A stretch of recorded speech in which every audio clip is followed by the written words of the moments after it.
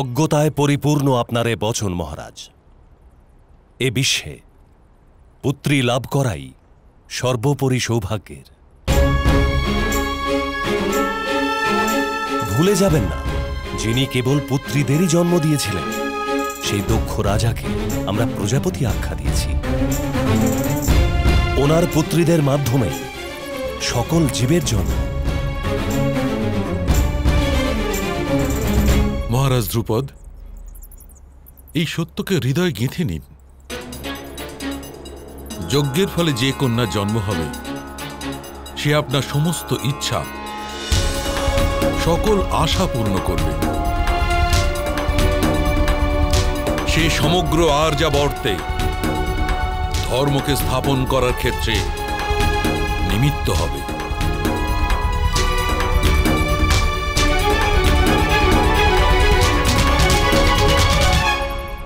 সেই কন্যা ইতিহাসের প্রবাহকে পরিবর্তন করবে আর আগামী সময়কে নতুন রূপ দেবে।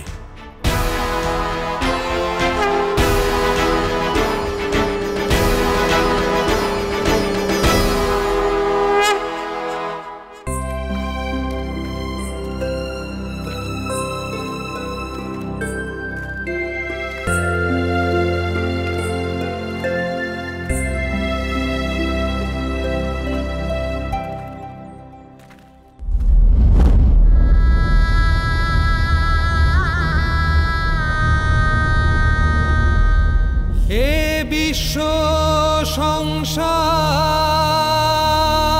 হয় বিধির খেলা ঘর, বিধির লেখন টলায়কে যতই প্রয়াস কর।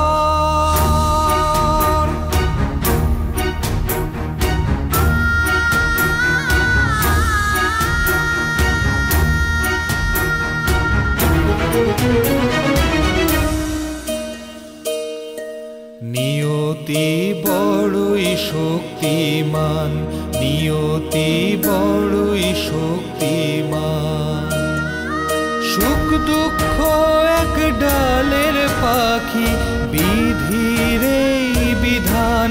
নিয়তি বড়ই শক্তিমান, নিয়তি বড়ই শক্তিমান।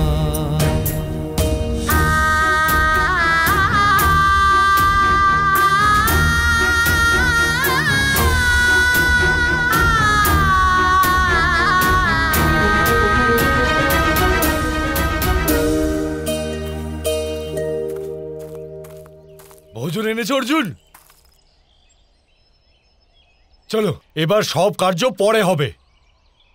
দুর্যোধন আমার থেকে রাজভবন তো ছিনিয়ে নিতে পারে, কিন্তু আমার দাঁত আর আমার পেট এই দুই তো ছিনিয়ে নিতে পারবে না। সে আমাকে যতই কষ্ট দেওয়ার প্রয়াস করুক, কিন্তু আমি যতক্ষণ আহার করতে পারবো ততক্ষণ আমার কোনো কষ্ট হতেই পারে না।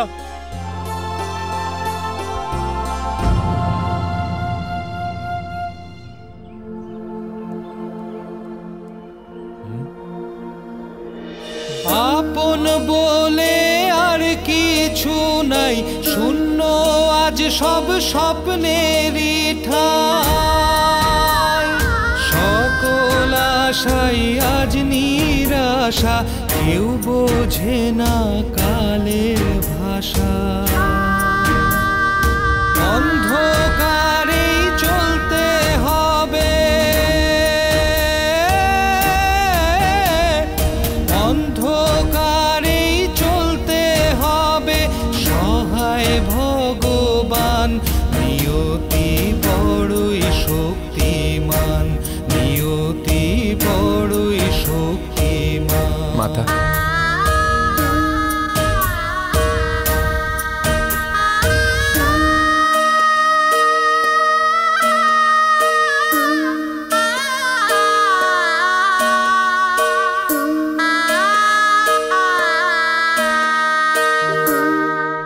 ভোজন পরিবেশন করুন না মাতা।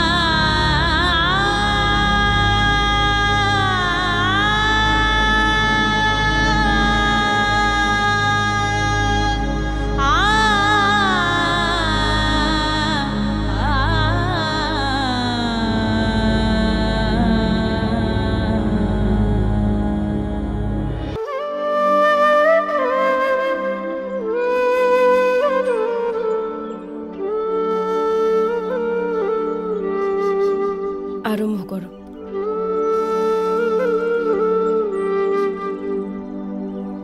দাঁড়ান মাতা, ভোজন করতে গিয়ে আমার একটা অদ্ভুত ঘটনা স্মরণে আসছে। আমরা যেদিন প্রথম হস্তিনাপুরে ভোজন করেছিলাম, সেদিন পিতামহ আমাদের বলেছিলেন যে নিজেদের হাত না মুড়ে ভোজন করতে হবে। আপনি কি এর সমাধান বলতে পারেন?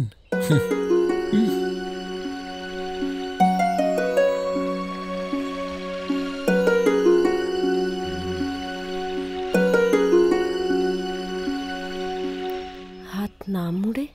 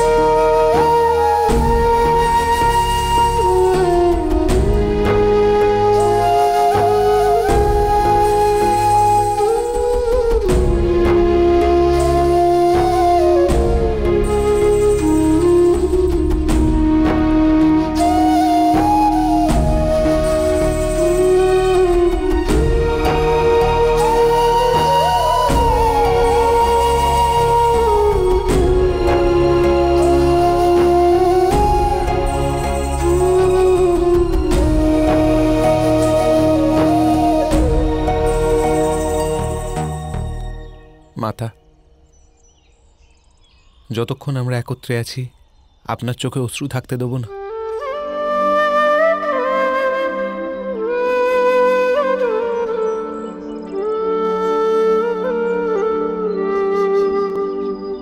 যতক্ষণ আমরা একত্রে আছি, না আমাদের হাত মোড়ার কোনো প্রয়োজন আছে, আর না কারো সম্মুখে মাথা নত করার।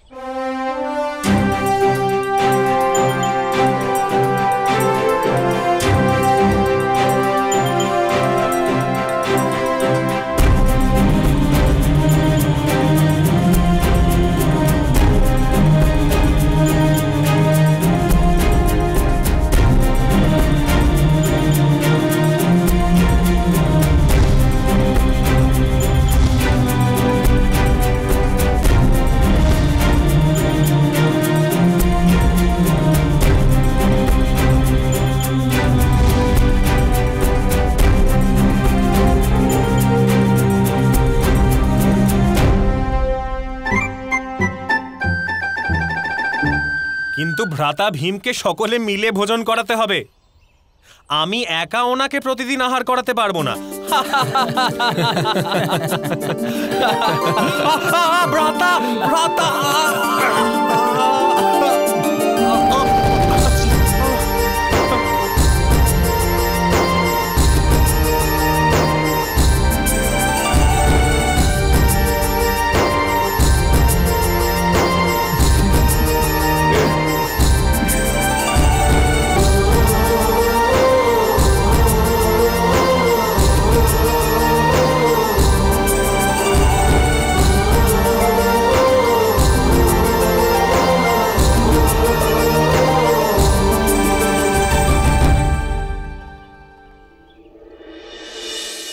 পাঞ্চাল রাজ ধ্রুপদ পাণ্ডুর পুত্রদেরও পরাজিত করার ইচ্ছে রাখে সে।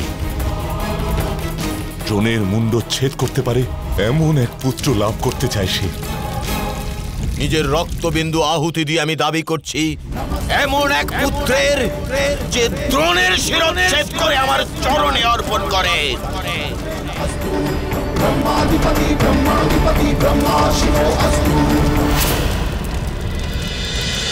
মহাভারত।